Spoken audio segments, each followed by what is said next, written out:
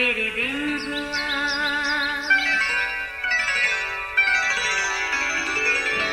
نیا پھر دن ہوا، پرانی رات کا کرے سو شکر ہم خدا کی ذات کا، خدا کی ذات کا نیا پھر دن ہوا۔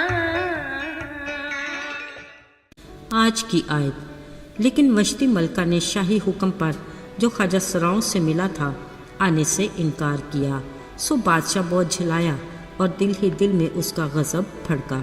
آستر پہلا باب 12ویں آیت۔ عزیزو، قصے کہانی سننا ہر چھوٹے بڑے کے من کو بھاتا ہے۔ یہ داستانیں کئی طرح کی ہوتی ہیں، مگر زیادہ تر پریوں، جنوں، شہزادی، شہزادے اور بادشاہ ملکہ کی کہانیاں پسند کی جاتی ہیں۔ ان میں سچائی تو شاید 5 یا 10% ہی ہو، مگر من گھڑت کہانیوں کا اپنا ہی ایک مزہ ہے۔ ان کو لکھنے والے، سننے اور پڑھنے والے کو اپنے سحر میں کچھ اس طرح مقید کر لیتے ہیں کہ ہر بات سچ ہی لگتی ہے۔ اصل میں یہ روایتی انداز ہر دور میں سدا بہار ہے، باوجود اس کے دنیا کہاں سے کہاں پہنچ گئی۔ ہاں، غور طلب بات تو یہ ہے کہ کسی بھی کہانی سے ہم سیکھتے کیا ہیں۔ عزیزو، چلیے آج بھی ایک بادشاہ اور ملکہ کی کہانی سنتے ہیں۔ یاد رہے یہ کلام مقدس بائبل کا سچا واقعہ ہے۔ آج فارس کے بادشاہ اکسویرس کو 127 صوبوں پر سلطنت کرتے 3 سال ہو چلے تھے۔ اسی خوشی میں قصر سوسن میں ایک بڑی ضیافت کا اہتمام کیا گیا۔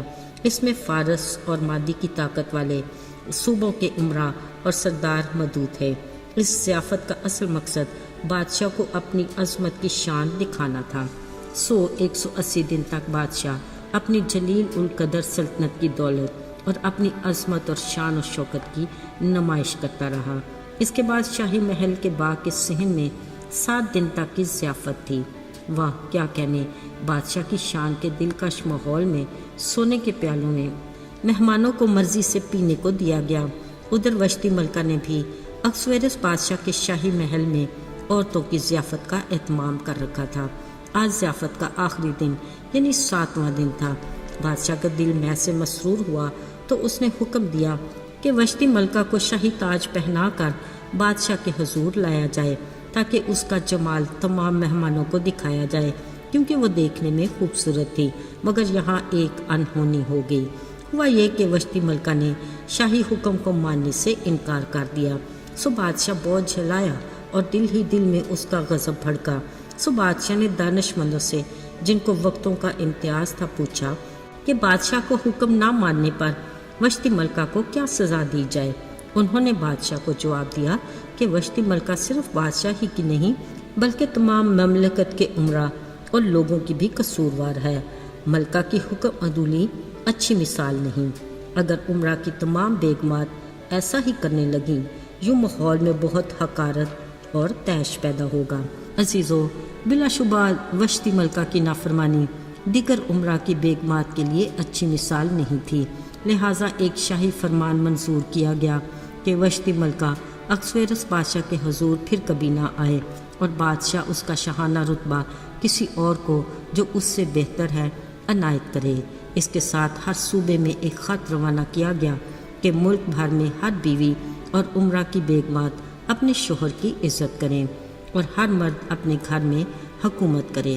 عزیزو، یوں اکسویرس بادشاہ اور وشتی ملکہ کی دلکش کہانی کا انجام ہوا، جو اپنی جگہ عبرتناک تھا مگر سبق آموز بھی۔ بلا شبہ بیوی کا اپنے شوہر کی عزت کرنا فرض ہے۔ اس فرض کی اچھے سے ادائیگی کا خوشگوار اثر گھر کے ماحول پر پڑتا ہے اور بچوں کے لیے بھی اچھی مثال ہے۔ یہ مثبت اور صحت مندانہ عمل ہے جس کی تائید خدا بھی کرتا ہے۔ ہمارے معاشرے کے اکثر گھروں میں عورت راج کا رواج چل نکلا ہے، جو ماحول کو ناخوشگوار بناتا اور جوان نسل کو بے راہ روی کی طرف لے جا رہا ہے۔ یاد رہے، خالق خدا نے ہوا کو آدم کی مددگار بنایا، مطلب سب کام ایک دوسرے کی مدد سے سر انجام دینے چاہیے۔ جہاں عورت کا کام مرد کی عزت کرنا ہے، وہاں مرد کا کام عورت کا خیال رکھنا ہے۔ اسی اصول پر یہ رشتے برقرار رہتے ہیں۔ عزیزو، محبت، عزت، معافی، وفاداری ایک دوسرے کا خیال رکھنا، یہ خالق خدا کی وہ خوبصورت خاصیتیں ہیں جو اس نے اپنی تخلیق کو بھی عطا کی۔ یہ خدا کی وہ برکات ہیں جو وہ اپنے لوگوں کو دیتا ہے تاکہ ہم اس کی دی ہوئی زندگی کو ان خوبیوں کے زیر اثر بھرپور طریقے سے گزار سکیں، تاکہ ہمارے گھرانے خداوند میں مسرور اور شاد رہیں اور معاشرے کے لیے ایک اچھا نمونہ اور ایسی گواہی ہو جس سے خدا کے نام کو عزت ملے اور اسے جلال حاصل ہو۔ آئیے دعا کریں۔ اے ہمارے آسمانی باپ، تو جو آسمانوں پر سربلند ہے، زمین جس پر ہم بستے ہیں تیرے پاؤں کی چوکی ہے۔ ہم تیرے شکر گزار ہیں کہ تو ہماری تمام تر خطاؤں کے باوجود بھی ہم پر مہربان ہے اور ہماری کمزوریوں میں ہمیں طاقت دیتا ہے تاکہ ہم کبھی بھی اپنے ازلی دشمن ابلیس کے سامنے شرمندہ نہ ہوں۔ یسوع کے مبارک اور بابرکت نام میں مانگتے ہیں، آمین۔